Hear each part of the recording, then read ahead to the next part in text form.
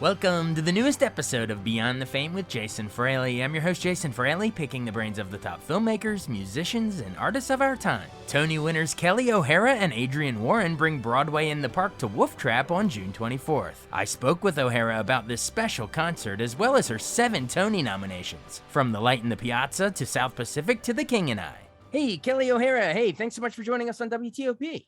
Thanks for having me, Jason. We're talking because you are participating in a really cool thing at Wolf Trap. I think Signature Theaters actually helped putting it on too, but it's going to be at Wolf Trap. It's called Broadway in the Park. It'll be you and Adrienne Warren, who is, I think, a Virginia native, actually. And you'll be doing? I guess you're singing some great Broadway tunes. I think we're going to sing great Broadway tunes. We're going to sing together and separately, and I think we're going to have wonderful choruses singing with us. I just think it's going to be one of those nights that feels like we're all back together and celebrating art, and I really can't wait, honestly. Now, could you give us a little hint at some of the songs that we might hear if we come to the show? Well, I don't want to give it all away, but I think you'll hear some from both of us that are sort of representative of what we've done on Broadway. I'm sorry, I have some dinging there. But then we're going to sing a song together that I think might be unusual. That I don't want to give it away, but we're going to sing a song that wouldn't be necessarily expected. But we've sung it one time before together, and I love it. It's from a newer musical that was on Broadway a couple of years ago that neither of us did, and it was sung by a man. But we've made it into a duet because of its wonderful subject matter. Okay, great. Yeah, so you have to turn out to the concert to see what exactly that one is. But I mean, come on, how often do you get to see two Tony winners sharing the stage here in our area at Wolf Trap? Obviously, you won for the King and I revival, and Adrienne Warren won as Tina Turner in the Tina Turner musical. So yeah, it's gonna be a great time. Not to mention all the other shows that you both have done that you can pluck different songs from. It's gonna be really cool. Now how often have you? I mean, I assume you've performed at Wolf Trap before, right? I'm trying to remember if I have. I think Adrienne definitely has. I think you mentioned she's a native of somewhere around there. I'm trying to remember if I have before. All I know is that when I announced that I was going to be there, I had so many people say, "Oh my gosh, it's the best! It's the best! You're going to love it! It's so wonderful out there! It's such a great experience the way the shows are put on." And so that excites me, and it sounds like it's going to be a great event. Yeah, you'll enjoy it. It's the cool thing is it's basically like it's inside a national park. So it feels like you're like surrounded by nature, but this really cool state of the art, all wood acoustic venue. It's a really cool spot. It's gonna be great. Awesome. So whenever I have someone on, I love to hear sort of, your creative journey as well. So I know what you grew up in, what was it, Tulsa, Oklahoma? Well, no, I was born in Tulsa, but I grew up on the other side of the state in Elk City, Oklahoma, and then sort of all over the state, to be honest. I was my parents moved to the middle of the state, and I went to college there, and then I moved to New York to go to acting school after I got an opera degree. So I'm sort of all over the place when it comes to art, but then it led me to Broadway, and and now I do a little Broadway, a little Met Opera, a little TV, and I try to do as much as I can. And Adrienne, who has just had such an amazing ride recently, and now she's making film and television and done a lot of Broadway shows. The two of us share a team, and it's been wonderful to get to know her and see her star rise. And so I'm excited to have this sort of night where I think it couples two very different genres and two different types of performing together. So I think it'll make for a very diverse show as far as the music styles. And so it's not often you get a chance to do something like that. And so, I'm excited about it. Tell me about that first, you get that first Tony nomination for The Light in the Piazza. How big of a breakthrough in your career was that? Well, it was amazing. I will be very honest and say, some people grow up all their lives going to Broadway, thinking about the Tonys. But I grew up in this little town in Western Oklahoma, and I didn't visit New York until I was 21 years old. I didn't watch the Tonys until I was about 20 years old. It wasn't on my radar. And so when I got that, it became on my radar. I did my first couple of Broadway shows in the city, and I thought, wow, I see how this all goes. And so when I got that first Tony nomination, I was just so I was pinching, I couldn't believe, I was sort of gobsmacked that it was even happening. And then as the years went by, and I'm so lucky to say that I did those all those shows, and I kept returning to the Tonys 7 times. It was the sixth nomination that I did finally take home the prize. But by that time, I it was such a celebration to be able to stand there and thank my parents and thank all the people I'd ever known. But at the same time, I had lived my life in this business, for better or for worse, winning and losing and doing all the things. And so I was more proud to stand up there and say that I've had a career, than just that I had won an award. I had built my life by that time, 2 children. But I look back on it all, and that Tony Award, it does sort of it does sort of cap something in this beautiful way. And so when I look at it, I think about it as a celebration, not for just the show or the role, but sort of a whole lifetime as I was building up. And there's more to go. I have more to go, but that's what it felt like. It felt like a celebration of all of that work. Oh yeah, plenty more to go, yeah, and but beyond just the awards and the accolades, because that's all nice and all, but it's the actual work and the Yeah. creativity that matters and what I actually care about. So, I was, if we could rapid fire, I'd love just a quick memory of what either your co-stars or what it was like playing the roles in each of these things. So let me just say the Light in the Piazza. What do you think of? And then let's go boom, boom, boom through them. So Light in Okay. Piazza, memories of that role. Light in the Piazza. I took that thing all over this country before it came, worked on it for 5 years total with leading men like Stephen Pasquale and then finally Matthew Morrison, who we know from Glee, and my wonderful Victoria Clark. That show really cemented sort of my love of the craft of the work. It was my first time working with Adam Gettle and Craig Lucas and Bart Shear. And then, of course, I would go on with Bart Shear to do 3 other Broadway shows. The next one was, well, you want to say them or do you want? Yeah, I'll break up the sound bites for you. So yeah, cool. All right, and then the Pajama Game. I mean, that was a big one as well. The Pajama Game was one of the most fun things I've ever done in my life. I could have done it forever. Harry Connick Jr. Did something different on the stage every single night. It didn't feel as much like a Broadway show as it felt like a single performance at Radio City Hall every night. But people like Michael McKean and just made that whole show just come alive. We had the most amazing dancers, Kathleen Marshall choreography and direction. It was a joy. It made people happy, and that was the purpose of it for me, is that joy that it brought people. Oh yeah, and you brought people joy again. Rogers and Hammerstein's legendary South Pacific revival. That must have been fun. It was my second show with Bart Shear. I worked opposite the awesome Paulo Jot, and of course, again, Matthew Morrison. It also felt like a deeper project for me. It had more of a moral tone. Even though it is a musical comedy, it had a great center subject matter of racism that we learned a lot about. We studied the World War II, all that history. And I have family from Arkansas. It just sort of all felt very personal and educational, and so I really loved that journey. And Danny Burstein, of course, and Loretta Ablacer, everybody was just wonderful. Oh yeah, and then we're going from Rogers and Hammerstein on that one to now the Gershwins on Nice Work If You Could Get It. Yeah, that was such a gift to me. I didn't expect it. It was this wonderful new book by Joe DiPietro, again directed and choreographed by Kathleen Marshall.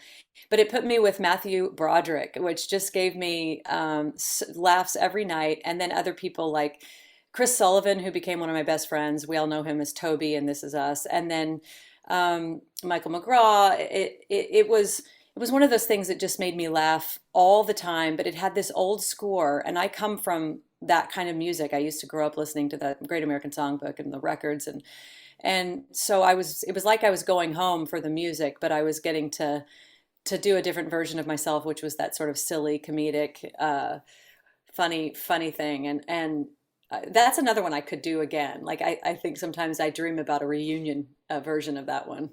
Well, maybe it will happen. You never know.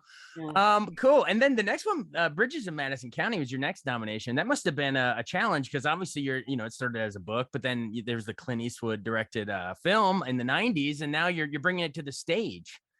Yes, we started working on that. I started with Jason Robert Brown and Marsha Norman in its early stages. And again, it paired me up with Bart Shear for the third time. And Steve Pasquale, who I'd known since early days in Light in the Piazza, I just loved every minute of that. It was a very different role for me, very unlike myself, although it had the sort of farm themes, which I grew up on a farm in Oklahoma, so I was raised by a farm wife, and I understood so much of it, and then I didn't understand so much of it. She's from Italy. She's an Italian woman. It was one of those things that challenged me vocally and as an actor in a way that I could probably say that it's my favorite of all my roles I've ever played. One of the best scores I've ever gotten to sing.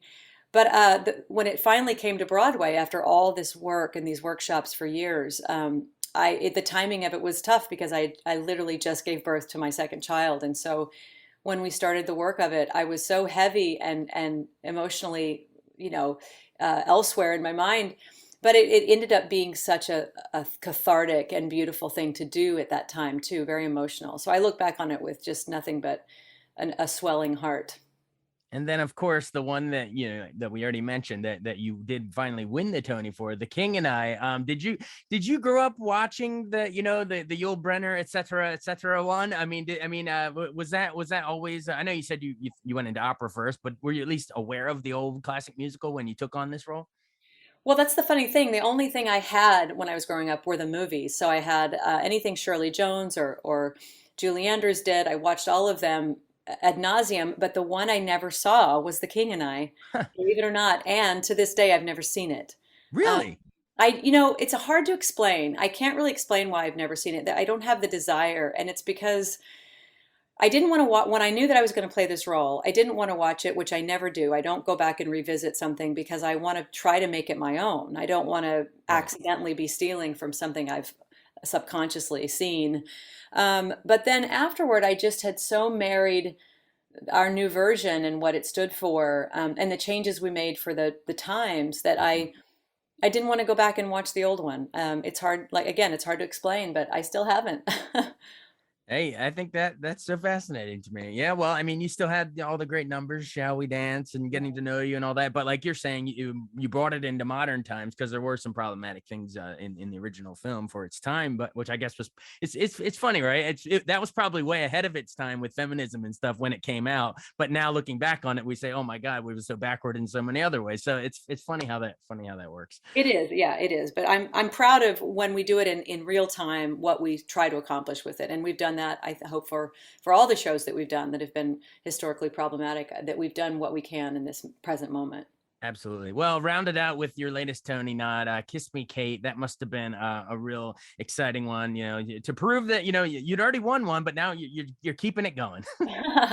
Well, I always knew that when I saw that on Broadway in '99 with Marin Mazzie, I had this idea that she was such an inspiration to me and such a mentor. And I had this idea that one of these days, even just to sing the score, because it is a strong soprano role for a woman not 20 years old, but a little bit older. And so I thought maybe I can do that someday, just because I'd love to sing that score and I'd love to play that strong woman role. And she had been so amazing in it. And so when it came about at the Roundabout to do this short, we did a one night presentation of it, and it was so much fun that I thought, well, we can do a short run of this, and it would just be a real hoot. And so it was, and we had the best time and laughed and laughed. And then the next thing I know, the pandemic happened, and that's the last thing that I've done on Broadway. And so I'm really itching to get back on stage. Yeah, well, you can't beat Cole Porter, but like you said, yeah, we haven't that the pandemic caused a break here. So, I mean, is there anything else you got? What's coming up next? I mean, I guess I know we got Broadway in the Park, but is there anything on actual Broadway that you're auditioning for or getting cast in, or what's the latest? Well, interestingly enough, in 2019, I started working on a project that had been in the works for, if you can believe it, almost 20 years, which was with the writers of Light in the Piazza, Adam Gettle and Craig Lucas, to write a version, a very sort of yummy, artistic, artsy version of an old film called The Days of Wine and Roses Oh with yeah, Jack of Lemmon and course. Lee Remick. And when I was doing Light in the Piazza a long time ago, I had this idea. I had just done Sweet Smell of Success with Brian Darcy James, and people would say in our getup, we were all dressed up in the '60s. They'd say, "Oh, you look like Lee Remick, and he looks like Jack Lemmon," and we both had this sort of dark dark theatrical chops to do something like Days of Wine and Roses. And so Adam and Craig sort of took it on, and it changed hands over the years. Adam was writing it, and then it stopped, and then it went back into development. So finally we pulled it out again, and it's completed and it's a beautiful, and I think some of Adam's very best composition and Craig's writing. And we did a big workshop over the pandemic in masks and everything, and we really have something wonderful on our hands. And now we're just looking for the home for it. And also the schedule, because what the pandemic did to most of us is it led us in other directions. I'm shooting the Gilded Age on HBO now, and so Right. it sort of messes with my schedule. But as soon as we get an opening and we can all come together, I think it's a show that is really worth finding a home for on a stage very soon. Absolutely. Yeah. I guess before we run, I mean, do you want to mention anything about the Gilded Age? I have some film critic friends that are big fans of it. I mean, and it's not your first foray into TV. You did 13 Reasons Why and a bunch of different Blue Bloods, Peter Pan Live, a bunch of different stuff. But why has the Gilded Age been so fun here recently? Well, it does feel more theatrical in nature. It's a period piece. I'm back in my corset, which I've been wearing for 20 years. um, but I'm working with some of the best theatrical greats of my time. People that I've looked up to my whole life, and so that has been one of the biggest gifts of this whole thing, is just being able to be in a room with them, working, studying this history in our country, which is very interesting and strange, the Gilded Age, and the history in New York. And so I feel like it's just been an education, and sort of like going back to drama school in a way, just really having fun with it. But I'll never stop missing standing on a stage with a live audience. Awesome. Well, you'll stand on a stage with the live audience at Wolf Trap for Broadway in the Park. It's going to be Friday, June 24th at 8 p.m. Of course, it'll be you and Adrian Warren, who's is from Virginia. So that'll be really cool. 2 Tony winners in one night. Final seconds, talk directly to our listeners. Why should they come out? Hey guys, come on out. It's going to be fun. I think we've all missed joining together, hearing the same music and seeing how it affects us as an audience and as a team, making art together, enjoying it outside in the beautiful nature. I think it's time we started it. Let's do it. We're going to have a great time. All right. Sounds good. Thanks so much for taking so much time for us today. We appreciate it. Thanks, Jason. Nice to talk to you. All right. Okay. Bye. Bye.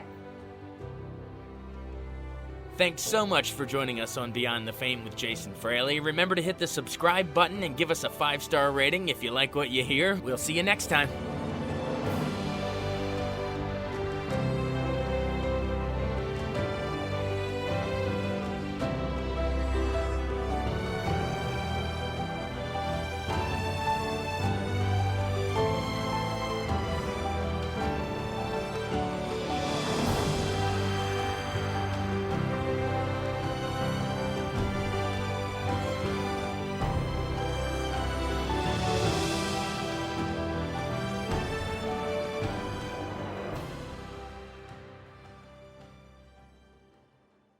I wanted to take a second to tell you about an app I really enjoy. Living in the DC area is great, and Podcast DC gathers all of the local shows that I like all in one local app. Health, sports, local news, politics, and so much more. Podcast DC is the new local app with hundreds of DC area podcasts to choose from. I can earn exciting rewards just for listening and share the podcasts I love instantly. Available in the App Store or in Google Play, listen local with Podcast DC.